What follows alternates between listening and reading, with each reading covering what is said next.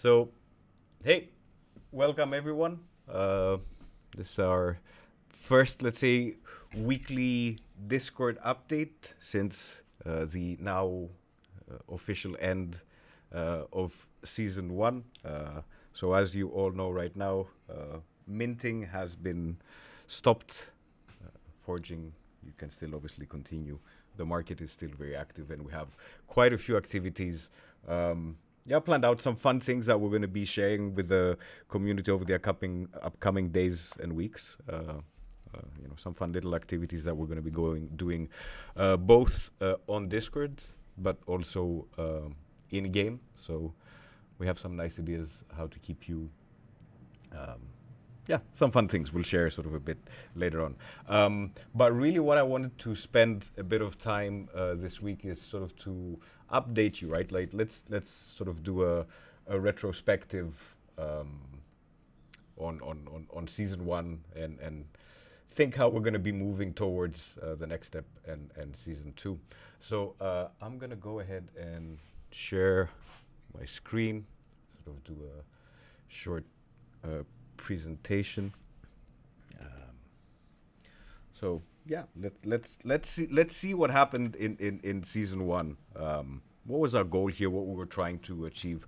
So the things that I want to go over is sort of three basic questions, which was sort of the why, the how, and the what for season Y. So why did we decide to build essentially community building products, and how did that sort of focus later on change on the engagement? So I'll start, I think, maybe sharing a bit of an insight on why we went this path with the Awesome Ajuna Avatars.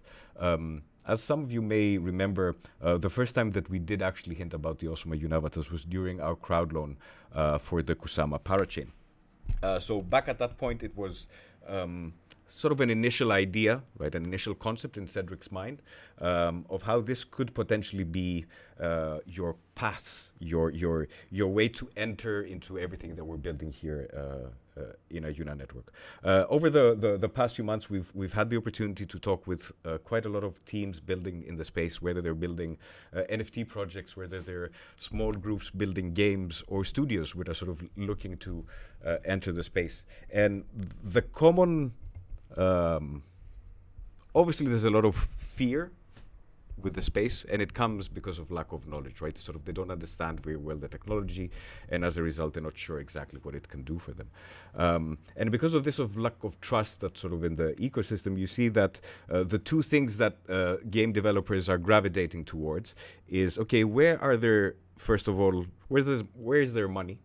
And second, where's there sort of some built-in communities, which is why you see solutions such as, let's say, Mutable and Polygon being able, with that narrative of being able sort of to give some money to these projects and present, let's say, a community for their games, they can have some early success. But the bottom line of what's missing is that developers need ways, need products to be able to reach these communities. So Awesome Ajuna Avatars morphed into something much more than an access pass, and more now becoming that first step where a project can engage an audience and onboard them. So how did we focus on the engagement side? So this was a lot of Cedric's, I think, tinkering with different ideas that he had implemented in the past years ago, whether that's on World of Mogwais and his initial sort of how he could sort of encode some logic on chain. And that was sort of one thing, that tool set that sort of Cedric had to dig in order to find these ideas. The second part that we knew is that we wanted to embrace the technology that's within our ecosystem. So yes, we're going to run it on chain, on Kusama, which is slow as 12 seconds, hopefully 6 seconds in a few days. You need to have a wallet, and you need to have a balance. All of these things are sort of there, and we wanted to embrace them. And the third sort of north that Cedric took at that point is that we harkened back to those days that we've all used and played games on different devices over the past decade. Whether that's called playing Snake on your Nokia, right? I mean, it can't get any more restricted in terms of technology from that, right? You have a small screen, a dot matrix screen, and you can just go around and around. But probably half of Earth, or half of the people that owned a phone at that point were playing that game. So Cedric embraced sort of these three things try to take this tried experience of let's do an NFT launch and make it into something that can be engaging, that's not necessarily dependent on who's going to first get in and pay the most, but rather it's an experience that you can build towards and you can learn and you can master and build from that. So, and then the third part was what can I do with my AAA? Not only what can I do with my AAA today in season one, but what sort of the future like is moving forward. And the way that we're building out sort of this narrative, this introduction, this path towards Web3 gaming is, let's say, a dual one. There will always be a season which is associated with some sort of product, project, or let's say collection. As season one is correlated and there's things that you will be able, or utility that you will be able to unlock from your AAA for our game Battlemogs. Now, the second path is what we have hinted sort of during our discussions here on Discord and in our chat about journeys which are on Ajuna that you're going to be taking with the team. So we want to introduce concepts around staking and governance and voting and signing signature on chains. So things that maybe are sort of widely used in other spaces like DeFi, but haven't been really sort of explored in a nice experience or sort of in a very good narrative here in Web3. So we're going to be taking you on these adventures with your legendary Awesome Ajuna Avatars. Every season will have its own, as I said, narrative towards the application that it's building towards the project or sort of the collection, and there will always be a path that correlates back into Ajuna Network with these adventures. And the idea is that it's not going to be things that are coming out from our team. We're always going to be putting out experiments, short Web3 experiences, but the idea is that to create them in a way which is sustainable for other projects to be able to launch. So snapshot what you guys did pretty much in 7 days, over 1,000 users, approximately 250,000 mints, close to 80,000 forges, over 7,000 trades on the market, and over 20% of you reached legendary, and I think about 60% reached rare. That might be a bit off the number, I'll check it, but point being, these are engagement numbers for, let's say, a successful game. And that's what we're trying to take as a success here and try to replicate for season 2. Season 1, right, sort of the first phase you went through, collect them, forge them, build towards those leaderboards, and sort of be prepared, get you sort of ready for the next phases. Here I'm sharing a bit sort of an overview of some of the analytics that we have taken off chain.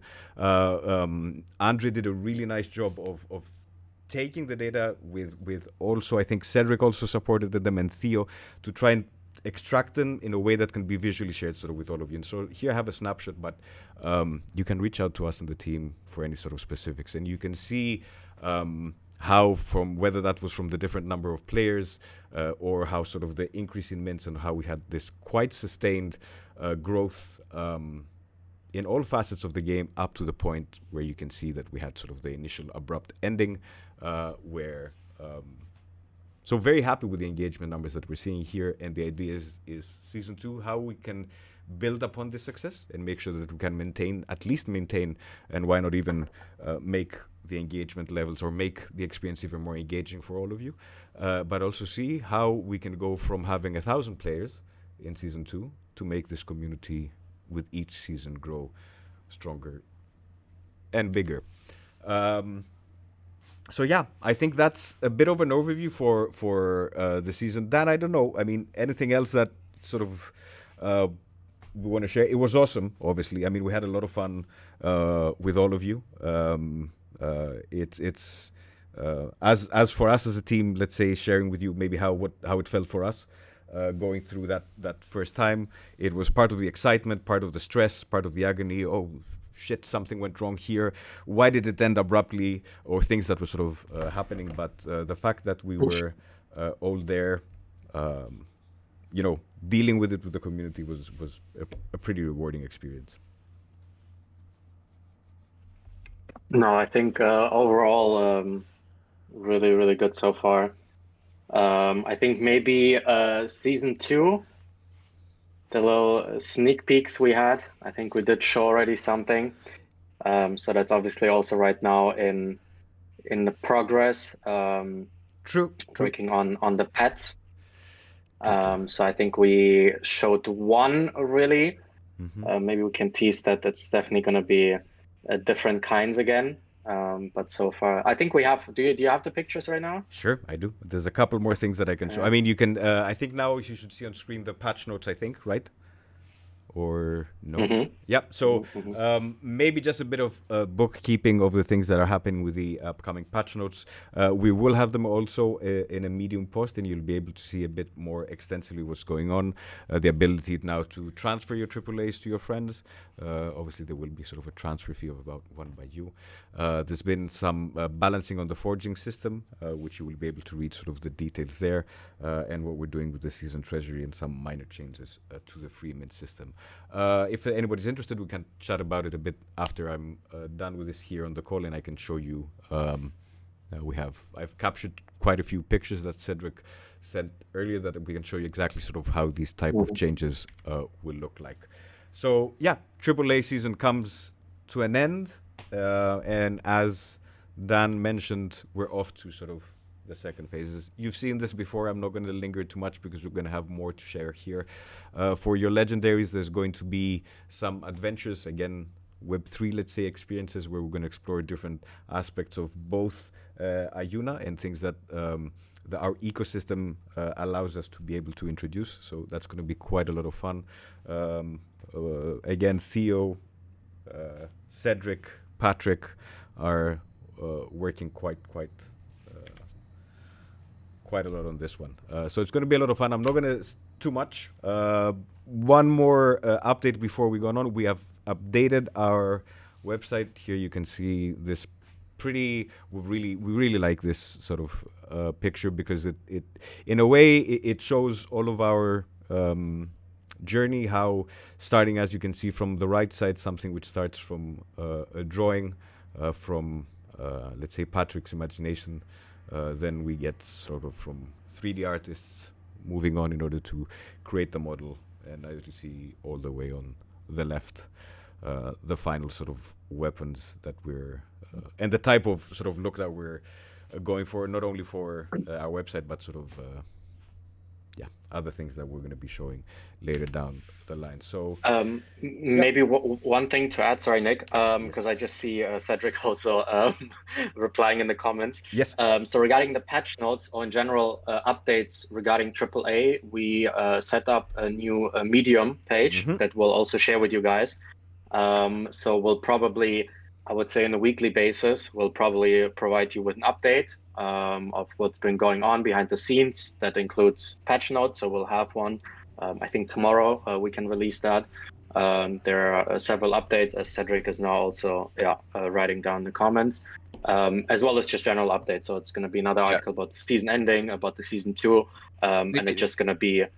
Oh yeah, Cedric. Yeah, maybe then let me just like jump in here. Go for it. So we just did the runtime upgrade a few minutes ago, and it was deployed. And we have the new landing page up for AAA, so you will see like all the information there for the patches, but also like the transfer is now in. So you're able now to transfer your avatars from one to the other account. Additionally, there was a fix of the forging system where in the current version you could only roll as much as components were missing, and this will affect mostly the avatars which have 1 or 2 components left.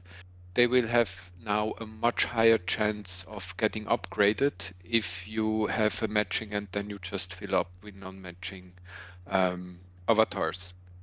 So please read the patch notes because it might affect the way you will forge them. So Previously, it was very hard to upgrade an avatar which had only one component missing, and now it should be quite easy as long as you have at least one or two matching in the sacrifice. So yeah, so that's just a point from my side. And yeah, the transfer is in it. We set like a transfer fee for avatars to one Bayou.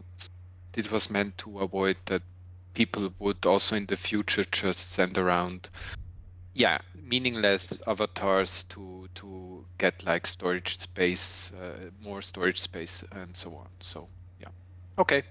Yeah, that's from my side, and happy playing and super curious also about season 2 and giving back to Thank you, Mr. thank you. Nicholas. Thank you, thank you. So there you go. You heard the changes from Cedric himself. You can, as you saw, as I was sharing my screen, you can already go and see the changes. You can access the updated dashboard, and obviously, any questions you can always find us in our chat, and we're happy to answer. New website, ayuna.io. Go have a look. Let us know what you think. We're going to keep sort of building it out, but as I said, we're really proud of this photo. It just sort of shows our journey to, how from drawing to product, if you have the right team and the right vision, things can happen. So let's get ready for season 2. We've already teased a couple of things, so why not show you some more? It's around the pets. There's going to be quite a few different things that we're not going to share so much, so I'm going to stick a bit to some imagery here. You can see one of our characters, and slowly here we're revealing a few of their different parts and elements. It's going to be a different mechanic. You've seen this sort of picture. We're going to focus a bit now here on the fox on the upper right corner, where it's, as you can see, Patrick, the trooper that he is, despite an accident he had, already building, and as you can see on his sketch pad. But yeah, let's zoom in a bit on his, let's say, sketch pad. Some might say it was an accident. Others might say Yeah, it was part of him getting into the nature of equipping yourself with different attributes. could be, but it seems to be, as you can see, you from here we see some different elements that are already being built. You see sort of a quite fully equipped, but not completely fully equipped. We're not going to sort of show everything from now. A version of our fox character here on the bottom right. You can see different versions of helmets, and if you notice, you'll see accessories going on in the helmets, and the same thing for the body armor. So yeah, there's a few, let's say, maybe visual clues here of how things could be potentially different from season 2. I know that Cedric is super excited already about what he's preparing for all of you, so that should be pretty fun. And so yeah, I think that's what I can share for season 2 for now. Nothing has changed in terms of our timelines. The way that we see it, I think we're still sort of on track.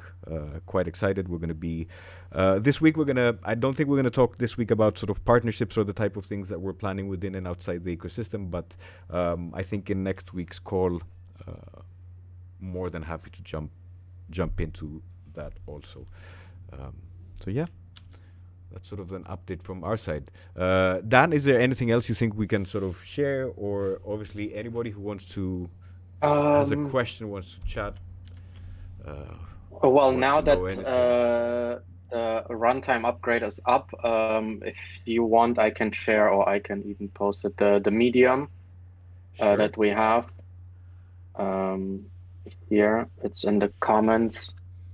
So that's basically where we're going to share all of the just updates, the patch notes. Sure. Let me go ahead and you can see it, I think, on my screen. Teasers and so you'll be able to see also sort of we're setting up our Medium channel for the Awesome Ajuna Avatars. Go give it a like, go give it a follow.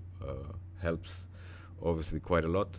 And you can go and you'll be able to read, as you can see, very nicely created all of the updates. We've also added the visuals here so you can see exactly where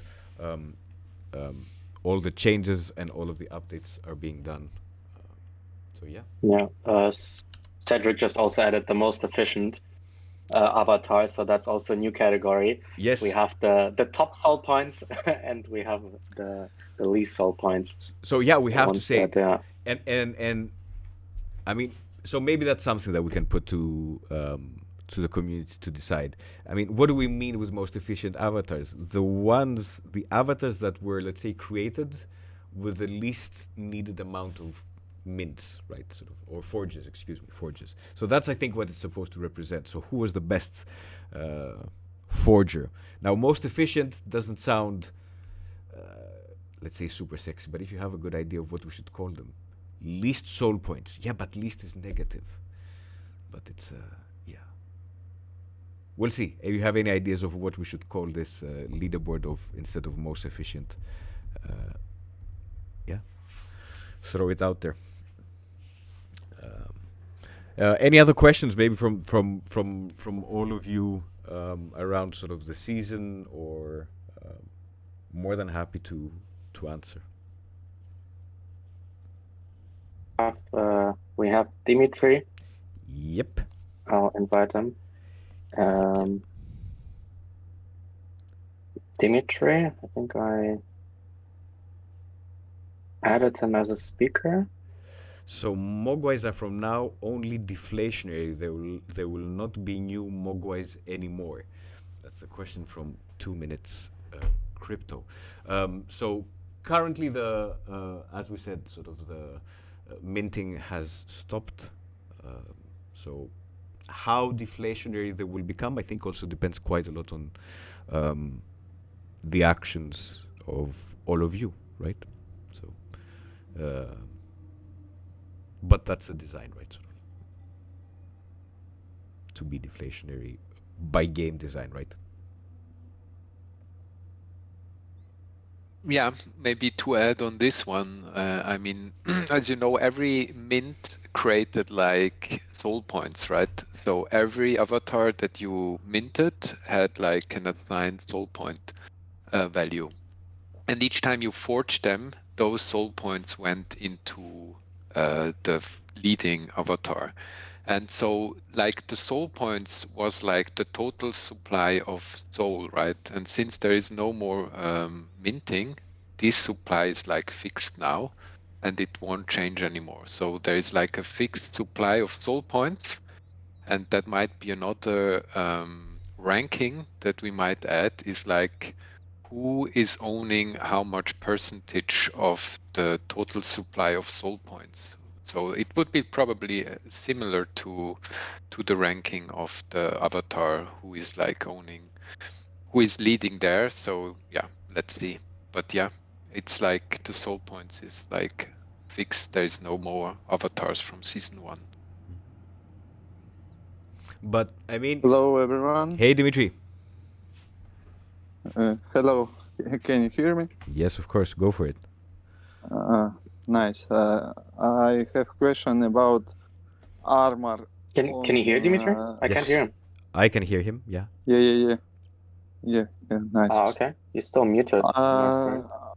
I have question about armor on Ajuna Okay, Avatars. Yep.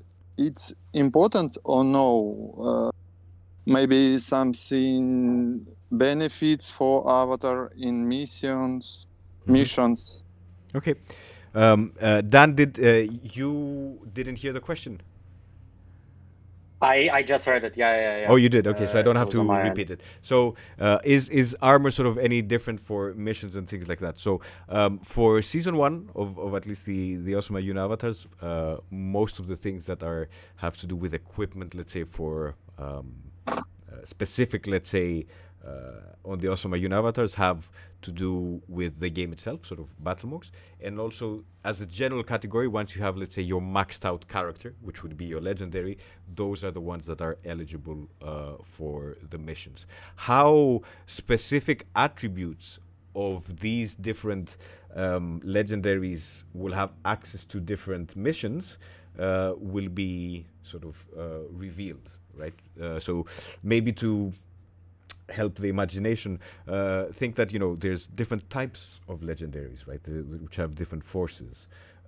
So there could be different designs based on different missions, excuse me, based on different characteristics that some of these legendaries have or don't have.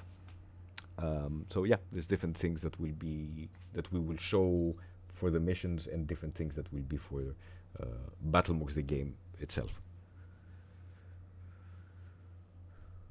Okay, thanks Yeah. for answer.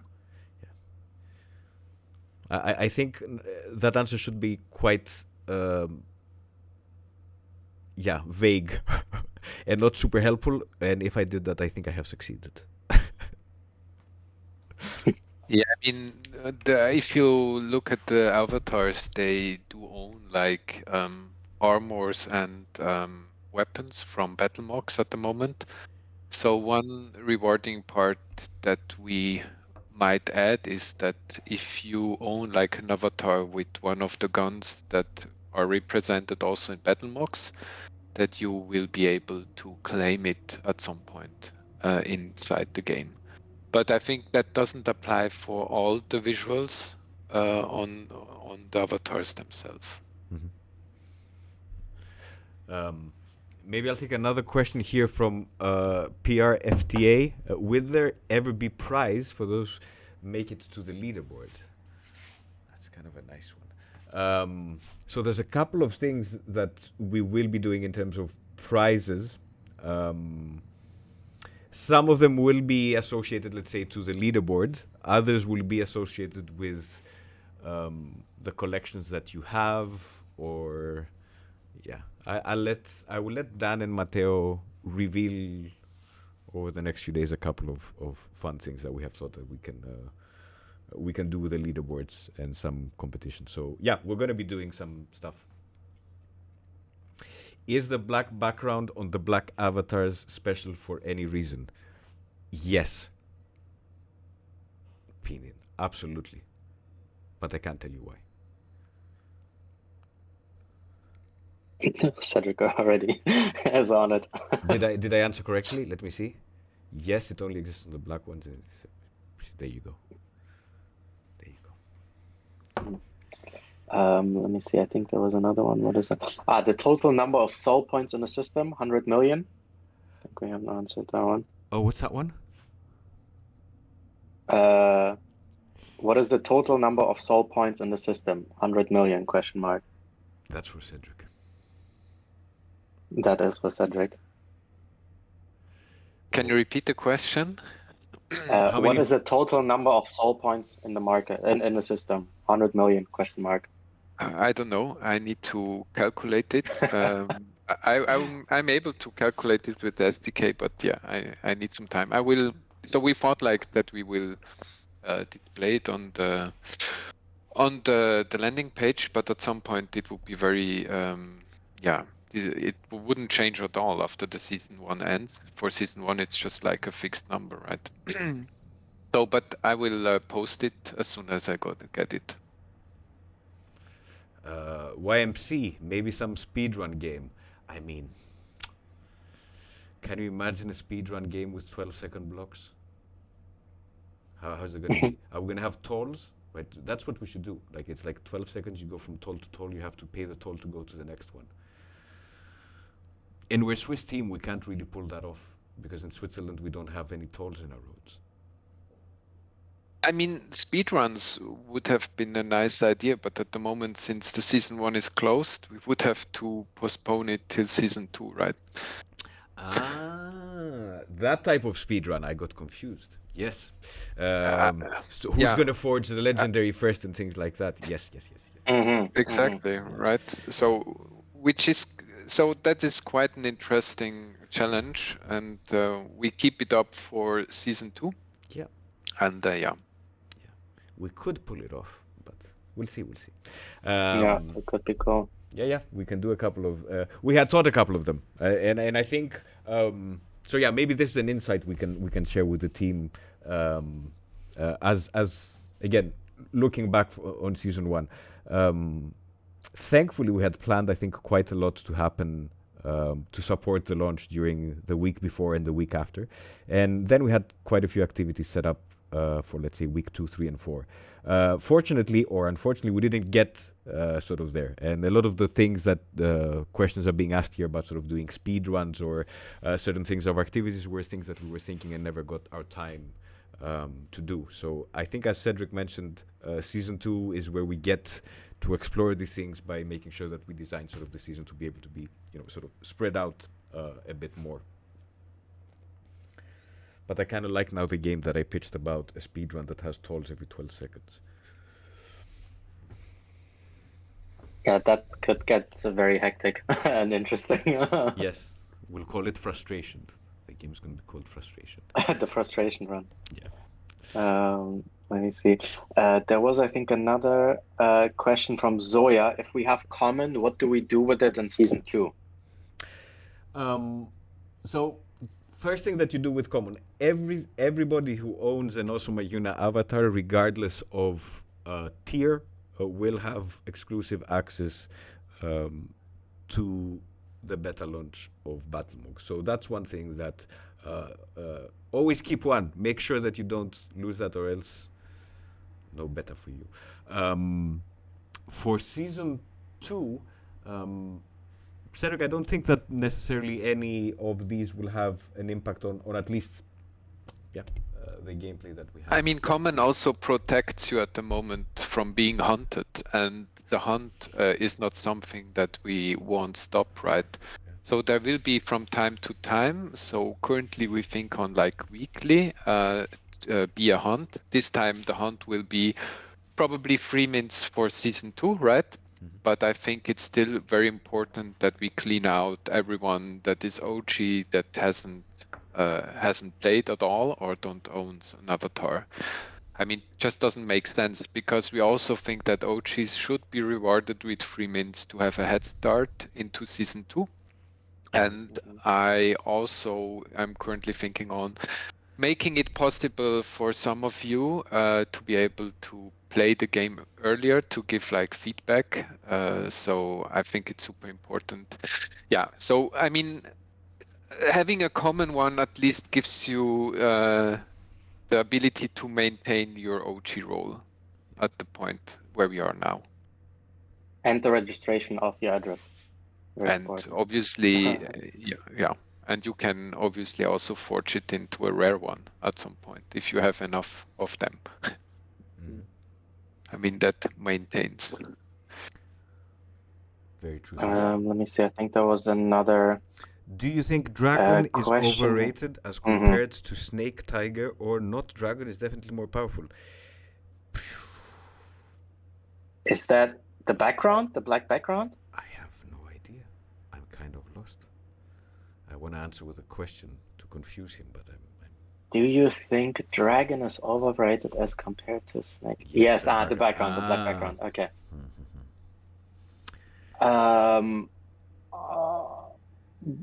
Overrated. I'll go with the dragon. I don't think the That's an dragon's interesting overrated. question. It's a dragon. Yeah, I don't know. I think, I'd also say dragons are pretty cool. I'll go with dragon. But I have to say snake. Snake, actually. Yeah, I like the snake. It's probably dragon, snake, and then tiger. Yeah, could be. Although, I don't know. I have a soft spot for tigers because of Thundercats. I don't know. Wait, but you have a dog. That's the type of tiger I want, a Thundercat tiger. Which probably explains my choice of dog. But that's for another weekly update. The mini tiger. The mini tiger that I have home. Snake plus tiger dragon. What are we going to do? Going to do? Between season 1 and 2. So between season 1 and 2, we're going to be doing quite a few things here in our Discord. We're going to be sharing also quite a lot of information of what we're preparing for season 2. And also, we're going to be doing some hunting and some quests. Pretty fun stuff. We'll do. But yes, we're not going to say things that are not going to happen. There's not going to be a season 2 launching in a week magically for all of you. But what we will do, and one of the things that you sort of all OGs will have access to, will be that the minute that we have snapshots which are ready to play, as we did with season 1, right? Sort of to remind everyone, on season 1, it was as early as November that we were putting the game into the hands of users to sort of test out. So yeah, some of you will get some access to that too. Again, not all of you. We don't want to spoil also this for all of you. But yeah, in between. Yeah, 2 minutes crypto. Oh yeah, sorry. Yep, 2 minutes crypto. Are the latest patch notes for forging already implemented? Yes, they are.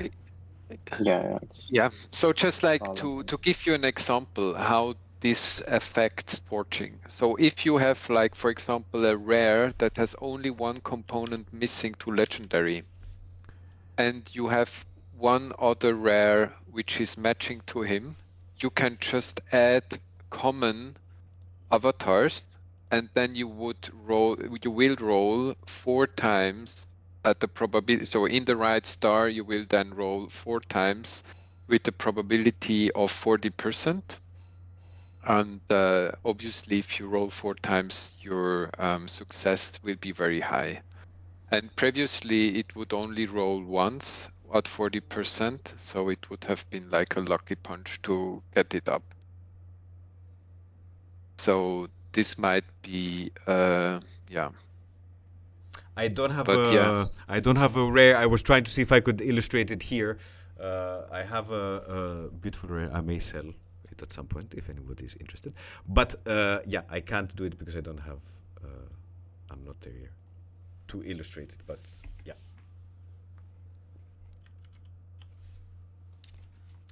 Anyone else? Any more questions?